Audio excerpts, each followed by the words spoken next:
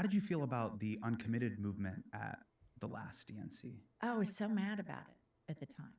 I was so mad about it. Really? Yeah. So remember, I was in MSNBC Live. Okay. So we got invited to the DNC, and I Yep. was so excited. It was like really surreal because I'd always watched the DNC. Sure. And then I'm from Oklahoma City, this interior designer, and I'm like at the DNC. Yeah, you're a And mad owl head.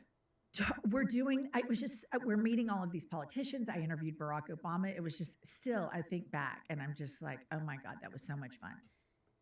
And every day when I got out of the Uber and I walked into the United Center, there were Palestinian protesters.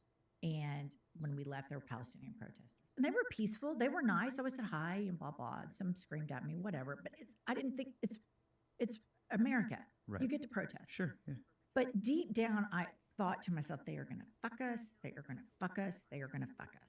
That's what I thought at the time. So I was kind of pissed off about it. And then, we have the election and she loses.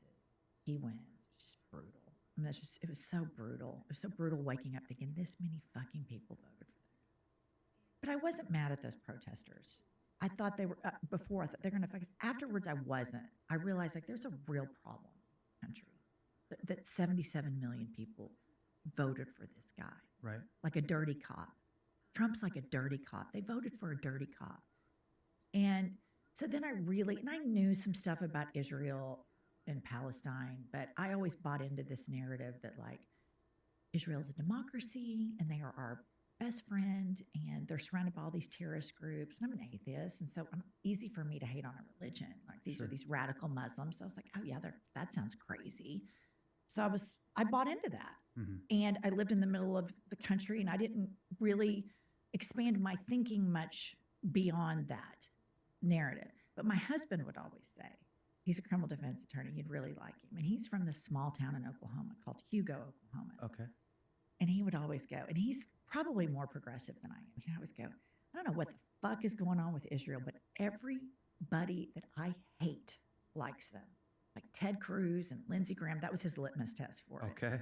And so after the election, I really I thought I need to read more into all of these things. And so I read and a lot more as to what was happening with Israel and Gaza. And then once you start liking certain things in your algorithm, you get more and more and more. And then that's where you get where I just felt like, oh my God, this is awful. Right. Of course, the Democratic Party is compromised here because we funded this. And I was so happy when Joe Biden won. I was so fucking happy. Yeah. And generally speaking, I was pretty happy with him the first 2 years of his presidency. Then it was like, is he still going to run? He seems pretty old. But then when you find out, how much like Cory Booker and Joe Biden, these Democrats that I loved, really believed in, living in a red state with all these fucking Christian nationalist politicians, I really believed in these rays of hope.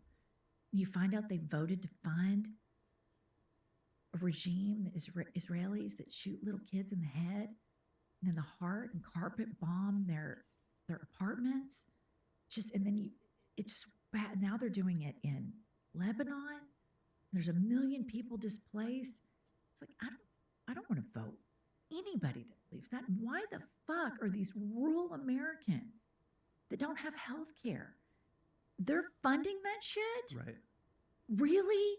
Like, it's so disappointing. So